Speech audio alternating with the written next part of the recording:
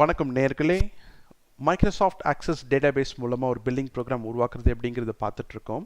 இந்த மூணாவது வீடியோவில் நம்ம ஏற்கனவே கிரியேட் பண்ணி வச்சிருக்கிற customer table, invoice table, products table இது மூணுத்தையும் கம்பைன் பண்ணி ஒரு ப்ராப்பராக ஒரு இன்வாய்ஸ் ஃபார்மேட்டை நம்ம கிரியேட் பண்ணுறது எப்படிங்கிறத பார்க்க போகிறோம். இது கிரியேட் பண்ணுறதுக்கு முன்னாடி ஒரு சாம்பிள் இன்வாய்ஸ் காப்பி எப்படி இருக்கும் அப்படிங்கிறத முதல்ல பார்த்துடலாம். ஸோ இங்கே பார்த்தீங்கன்னா ஒரு இன்வாய்ஸ் காப்பி நான் வந்து ஒரு நெட்லேருந்து டவுன்லோட் பண்ணி வச்சுருக்கேன், ஒரு சாம்பிள் இன்வாய்ஸ் காப்பி. ஸோ இது வந்து ரெண்டு செக்ஷனாக நம்ம பிரிச்சுக்கலாம். ஸோ ஃபஸ்ட்டு செக்ஷனில் பார்த்தீங்கன்னா உங்களுக்கு கஸ்டமராக இருக்கணும் details, customer ID, invoice ID and எந்த டேட்டில் நம்ம இன்வாய்ஸ் ஜென்ரேட் பண்ணுறோம் அப்படிங்கிறது இங்கே இருக்கும். செகண்ட் செக்ஷனில் பார்த்தீங்கன்னா உங்களுக்கு டிஸ்கிரிப்ஷன், என்ன ப்ராடக்ட் டீட்டெயில்ஸ் அண்ட் அதுக்கு உண்டான ப்ரைஸ் என்ன, எத்தனை குவான்டிட்டி ஆஃப் ப்ராடக்ட்ஸ் நீங்கள் சேல் பண்ணுறீங்க, அதோட சப் டோட்டல் அண்ட் டோட்டல், இதெல்லாம் இங்கே ரெண்டாவது செக்ஷனில் இருக்கும். ஸோ இந்த ரெண்டாவது செக்ஷனுக்கான டீட்டெயில்ஸ் பார்த்தீங்கன்னா உங்களுக்கு ப்ராடக்ட் டேபிள்லேருந்து நம்ம ரெக்கார்ட்ஸ் எடுக்க வேண்டியது இருக்கும். ஸோ இது எல்லாமே கம்பைன் பண்ணி ஒரு சிங்கிள் இன்வாய்ஸ் காப்பி ஜென்ரேட் பண்ணணும் அப்படிங்கிறதுக்காகவே இன்வாய்ஸ் டீட்டெயில்ஸ் அப்படிங்கிற ஒரு டேபிளையும் இப்போ நம்ம கிரியேட் பண்ண போகிறோம். இந்த டேபிளில் இந்த மூணு டேபிள் இருந்து இருக்கிற ஃபீல்டை நம்ம கால் பண்ணி இன்வாய்ஸ் டீட்டெயில்ஸ் அப்படிங்கிறத நம்ம கிரியேட் பண்ண போகிறோம். ஸோ கிரியேட் மெனு போயிட்டு டேபிள் அப்படின்னு கிளிக் பண்ணி இதை சேவ் பண்ணுங்க. சேவ் பண்ணும்போது இன்வாய்ஸ் டீட்டெயில்ஸ் அப்படின்னு கொடுத்து சேவ் பண்ணுங்க. அண்ட் இதை ரைட் கிளிக் பண்ணி டிசைன் வியூ போயிட்டு நான் ஏற்கனவே சொன்ன மாதிரி ஒவ்வொரு டேபிளுக்கும் உண்ட யூனிக் காலம் ஆர் நம்பர் கிரியேஷன் தேவை. ஸோ இன்வாய்ஸ் டீட்டெயில் ஐடின்னு கொடுத்து ஆட்டோ நம்பர் கொடுத்துக்கிறேன். இந்த இன்வாய்ஸ் டீட்டெயில் ஐடியில் நம்ம இன்வாய்ஸோட ஐடியை முதல்ல கால் பண்ணணும். ஸோ இன்வாய்ஸ் கிரியேஷனுக்கு இது ரொம்ப முக்கியம். இன்வாய்ஸ் ஐடி அண்ட் ஃபார்மோட லுக்அப் விசார்ட் போயிட்டு அந்த இன்வாய்ஸ் டேபிளை நான் கால் பண்ணிக்கிறேன். ஸோ இன்வாய்ஸ் ஐடி இதை கொடுத்து நான் கால் பண்ணிக்கிறேன். நம்ம இன்வாய்ஸ் ஐடி மட்டும்தான் இங்கே நம்ம செலக்ட் பண்ணுறோம் அப்படிங்கிறதுனால அது எந்த ஆர்டரில் இருந்தாலும் பிரச்சனை இல்லை.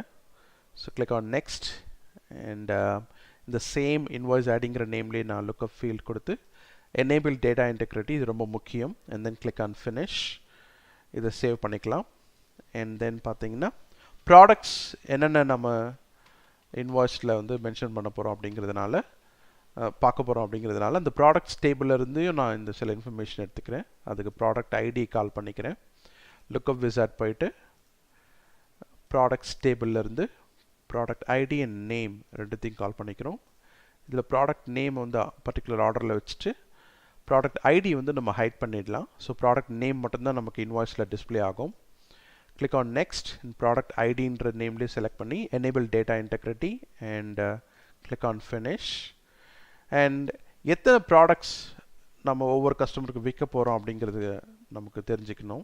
ஸோ அதனால் குவான்டிட்டியும் இதில் நான் மென்ஷன் பண்ணிக்கிறேன். இது வந்து நம்பர் கொடுத்து சேவ் பண்ணிக்கலாம். இன்வாய்ஸ் டீட்டெயில்ஸில் இந்த மூணு டேபிளுக்கு உண்டான முக்கியமான இன்ஃபர்மேஷன் நம்ம கால் பண்ண போகிறோம். ஸோ இதை சேவ் பண்ணிவிட்டு க்ளோஸ் பண்ணிடலாம். இந்த இன்வாய்ஸ் காப்பி இதே மாதிரி ஒரு ஃபார்ம் கிரியேட் பண்ணணும் அப்படின்னா கிரியேட் மெனு போங்க.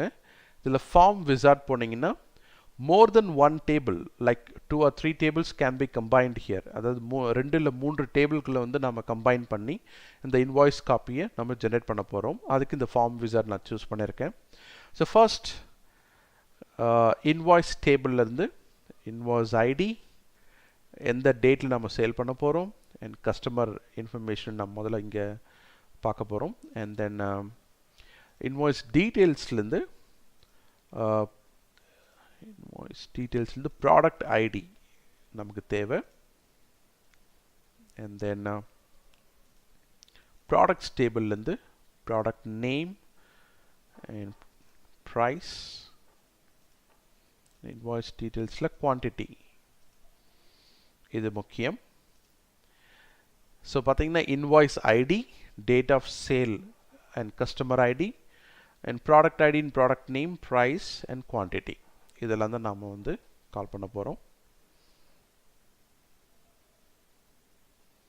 அண்ட் ஸோ இப்போ கிளிக் ஆன் நெக்ஸ்ட் கொடுக்கலாம்.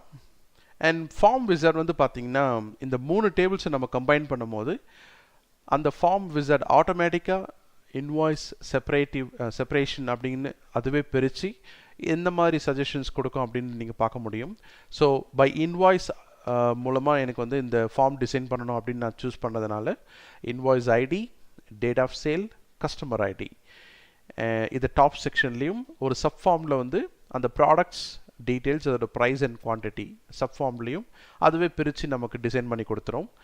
இதே ஃபார்ம் டிசைன் தான் நாமளும் எதிர்பார்த்தோம் இல்லைங்களா. ஒரு சாம்பிள் இன்வாய்ஸில் பார்த்தீங்கன்னா மேலே வந்து date and invoice ID and customer ID இருக்கணும், description and amount and sub டோட்டல்லாம் கீழே வரணும். ஸோ இதே டிசைனில் தான் நாமளும் பண்ண போகிறோம். நெக்ஸ்ட் கொடுத்துக்கோங்க. அண்ட் என்ன மாதிரி சப் ஃபார்ம் டிசைன் வேணும் அப்படின்னா டேட்டா ஷீட் அப்படின்னு நான் சூஸ் பண்ணிக்கிறேன். அதுதான் ஈஸியாகவும் இருக்கும், நமக்கு புரியும். கிளிக் ஆன் நெக்ஸ்ட் கொடுத்துக்கோங்க. இந்த ஃபார்மை வந்து ஒரு நேம் கொடுத்து சேவ் பண்ண போகிறோம். So invoice and invoice details sub form இது அப்படியே இருக்கட்டும். கிளிக் ஆன் ஃபினிஷ் கொடுங்க. அவ்வளோதான். ஸோ முக்கியமான அந்த இன்வாய்ஸ் காப்பி நம்ம டிசைன் பண்ணியிருக்கோம். கஸ்டமர் ஐடியில் பார்த்தீங்கன்னா நம்ம ஏற்கனவே கிரியேட் பண்ணியிருக்கிற நேம் இங்கே டிஸ்பிளே ஆகும். அண்ட் ப்ராடக்ட்ஸ் பார்த்தீங்கன்னா ஆட்டோமேட்டிக்காக இங்கே டிஸ்பிளே ஆகும். ஸோ இதுதான் நம்ம எதிர்பார்த்தது.